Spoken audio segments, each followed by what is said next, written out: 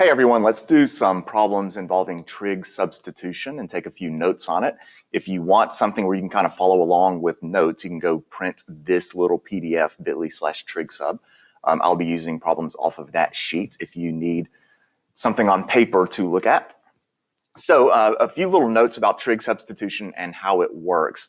We're trying to take a problem that does not have any trig in it and use trig identities to simplify or to make possible the antiderivative.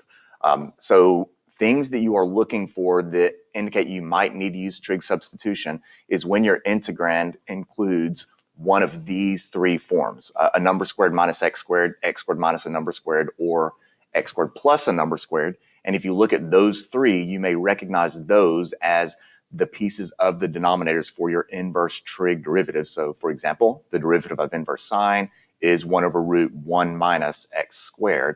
And it's these things that are typically under a radical that indicates that we might need to use trig substitution. So the a, again, is just a number. So if you see something like 25 minus x squared, that's in the format of a squared minus x squared. And it doesn't even have to be a perfect square. It could be kind of ugly. It could be 10 minus x squared. But these are the things that you are looking for that kind of indicate that trig substitution might be used. Now, that said, trig substitution is very complicated and cumbersome. So you want to exhaust your other options first. Try maybe U substitution or maybe even parts before you dive into trig substitution. And in order to do trig substitution, we're going to use these three identities right here, just your basic Pythagorean identities. Notice I did rearrange the sine squared plus cosine squared one. But these are the identities we are going to be taking advantage of. I'll give you a second to copy that down, or you can pause the video because I'm moving on. And the way we actually will do these substitutions is using this right here. So a squared, actually, I'm just going to be quiet for a second, let you copy these, or you can pause the video. And on the next page, I will show you how these actually work. So copy those down if you want. And I'm moving on for the sake of time. All right, so let's put some of these into practice. So I'm looking here. I want to just identify what type of substitution I would use that would simplify these radicals. So here I see 1 minus x squared. That is definitely in the format of a squared minus x squared, where your a value is 1. And for this one, we are actually going to take out the x, and in its place, I will put a sine theta. Because if you do that, if you let x equal sine theta, then that radical becomes 1 minus sine squared. And then 1 minus sine squared is the same thing as cosine squared. And then the square root of cosine squared would just be cosine. So it takes that radical and it turned it into a cosine. Now, in the context of an antiderivative, there will be more things, but that's the basic brains, the gist of using trig substitution. For b, this is x squared minus a squared, where your a value is 2. So for this one, that is going to be the identity. X equals, we're going to use 2 secant theta, because if I substitute 2 secant theta in for that x, 2 squared is 4. Secant squared theta minus 4, and that right there, 4 secant, oh, that's under radical. 4 secant squared theta minus 4 is essentially the same as this identity here, only we have multiplied the whole thing by 4. So that would be 4 secant squared theta minus 4 equals 4 tangent squared. And that's what we have here. This turns into the square root of 4 tangent squared. The square root of 4 tangent squared would be 2 tangent, and that allowed us to turn the radical into something else. Finally, the last one, I'll do this one kind of quickly. This is a squared plus x squared, where your a value is 3. We'll let a equal 3 tangent theta.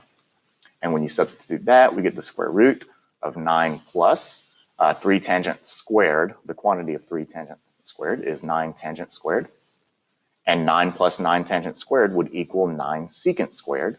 And then I can square root that to just 3 secant theta. So there's a little preview of how the trig substitution will be used in the antiderivative, but it doesn't really make sense in the calculus context unless we actually do some. So let's do a couple of examples using trig substitution.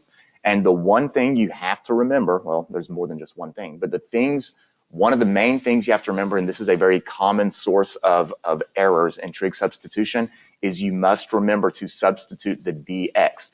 The dx must be turned into a du. So we have to turn whoa, I cannot write. We have to turn the dx into a du, a d theta. It's no different than when you're doing regular u substitution. You have to account for the du in the substitution. Exactly the same thing here. If you change the variable from an x to a theta, which is what we're doing, you have to also turn the dx into a d theta. So do remember that part. And let's look at one or two examples here. So first one, I'm looking here and I see x squared minus 4. That is your x squared minus a squared, and that substitution will be x equals 2 secant theta. But before I substitute that, the first thing I'm going to do is take care of my dx. So if x is 2 secant theta, then the derivative of x, a little partial derivative here, is 2 secant theta tangent theta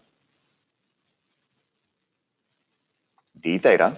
And I'm going to start by making sure I substitute that in for the dx. So this antiderivative is going to turn into the antiderivative of my dx comes out, and I replace it with 2 secant theta tangent theta over x squared would be 2 secant squared, which is 4 secant squared. Then I have the square root of 4 secant squared minus 4. And I did not put my d theta in there. I like to stick it way off here on the side. If you wanted to put it in the numerator, that'd be fine. At this point, we have a lot of simplifying to do. We're not going to do the antiderivative for several more steps. So I'm looking here. I notice that I have a secant on top and a secant squared on bottom. Those will cancel. And you very frequently have a lot of simplifying to do. I can take this 2 over 4 out as a 1/2. So I'm taking that out. I have tangent on top. On bottom, I have 4 secant theta. And then under that radical, I'm turning that into 4 tangent squared d theta. And for this problem, I'm going to go in baby steps. 4 tangent squared is the same thing as 2 tangent. So I have tangent theta over 4 secant theta times 2 tangent theta. Now I can cancel the tangents. Thought that was red. Now I can cancel the tangents. My 2 times 4, I'm actually going to take that out. 2 times 4 is 8. I'm going to pull that 8 all the way out and make this a 1/16 in here. Whoa. 1/16. And I have the antiderivative of 1 over secant theta, which might look a little bit intimidating. However, that cleans up. The reciprocal of secant is cosine. And in all of that, I have taken this ugly antiderivative of x squared root x squared minus 4 in the denominator, and I've turned it into just the antiderivative of cosine. Now I can finally do the antiderivative. The antiderivative of cosine is sine, so there's the antiderivative. However, we are not done. Plus 1, let's make that plus c. We are not done yet, because when you are doing antiderivatives, you must finish with the same variable you started with. I did not start with theta. That little theta step was just an in-between manipulation to make the antiderivative possible. So I now have to somehow turn sine theta back into x's, and we do that by looking back at what the original substitution was. X was 2 secant theta, and the way we're going to do this, we are not going to divide by 2 and use the inverse secant. While that technically is mathematically correct, we're not going to do that. The final answer is actually going to resemble something like what we started with. And if you threw this antiderivative into a calculator, you will not get inverse secant in the answer. It'll spit something else out. And so what I'm going to do, I will divide by the 2. However, that's going to be the end of it. And I'm going to say that secant theta is x over 2. Then what I'm going to do is I'm going to use my knowledge of geometry. Secant is the reciprocal of cosine, which means x over 2, instead of being adjacent over hypotenuse, secant will be hypotenuse over adjacent. And I'm going to draw a triangle, a right triangle, that satisfies the idea that secant is x over 2. My hypotenuse is x, my adjacent side is 2. Then I can use Pythagorean theorem. 2 squared plus my opposite side, I'll just call it b squared, equals x squared. And you'll end up getting b equals the square root of x squared minus 4. And if you notice what's under that radical, x squared minus 4 is the same thing I saw that indicated a trig substitution. So that's kind of a little check to see if you're doing everything correctly. Then finally, the last step, we wanted the sine of theta. Now that I have a complete triangle, sine is opposite over hypotenuse. So my final answer will be 1/16 of opposite root x squared minus 4 over hypotenuse, which is x, plus c, and there is your antiderivative. So quite a cumbersome process, which is why, now that you see the whole process, I told you earlier, don't start with trig substitution. Try a u sub or something else, because sometimes other methods will work, but trig substitution will work also. It's just a lot more complicated. Let's do one more. And there is a question C on the sheet that I linked earlier, but I don't feel like doing that one. Let's just do this one. So I'm looking in the denominator. I see 9 minus x squared. So for that substitution, that is a squared minus x squared. That's going to be, x is going to be 3 sine theta. And we need to find dx. We have to substitute for dx as well. So the derivative of 3 sine theta is 3 cosine theta, d theta. And so I first make sure that my dx is accounted for, and I can substitute for my dx. So now let's substitute. My numerator, x squared, will become 9 sine squared. My denominator will be the root of 9 minus 9 sine squared, d theta. Whoops. See, there was a mistake. I just slapped the d theta without thinking. I need to substitute the dx. It's 3 cosine theta, d theta. And that's the stuff that is very frequently messed up. I just had a little brain fart there. Cranial flatulence, whatever. All right. So I substitute my d theta, and let me double check that because I did make a mistake and sometimes. Okay, I think I'm good. So now let's start cleaning that up. Let's see, 9 sine squared on top. Can't do much with that.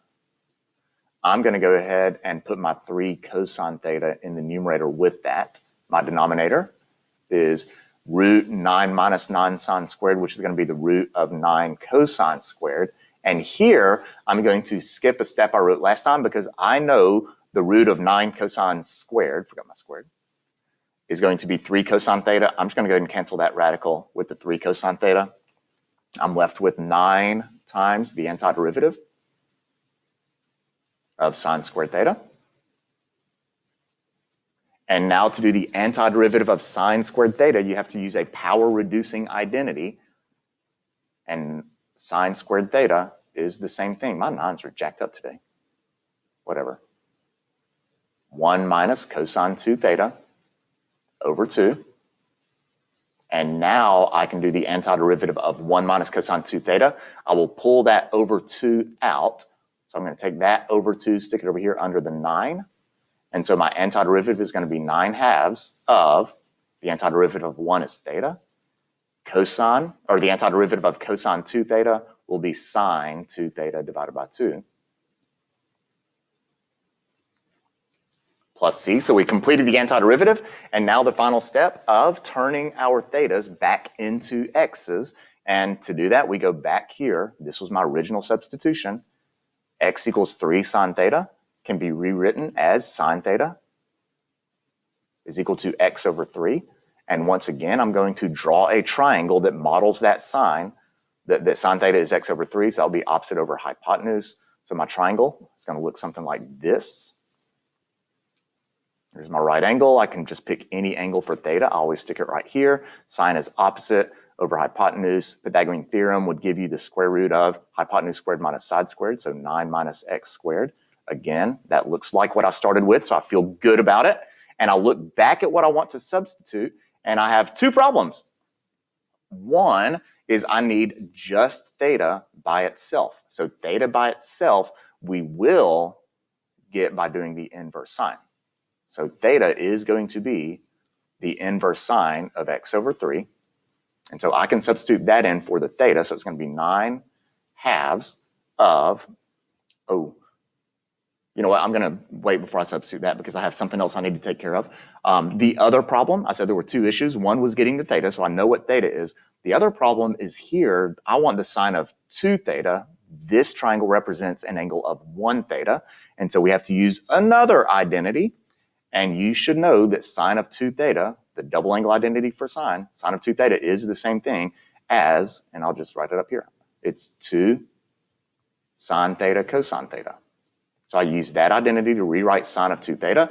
I now notice I can cancel these 2's, and I have trig functions of 1 theta, which this triangle will help me evaluate. So now I'm going to come back down here and do our substitution, and we are almost done. Theta is the inverse sine of x over 3 minus sine theta is x over 3. That was my original substitution. Cosine theta is adjacent over hypotenuse, so that'll be the root of 9 minus x squared over 3. Watch my parentheses, close the big bracket, keep the plus c, and we are done with trig substitution. Quite a cumbersome process. Please, please, please check for U sub or parts or something easier before you dive into this, but sometimes this is your only option for antiderivatives.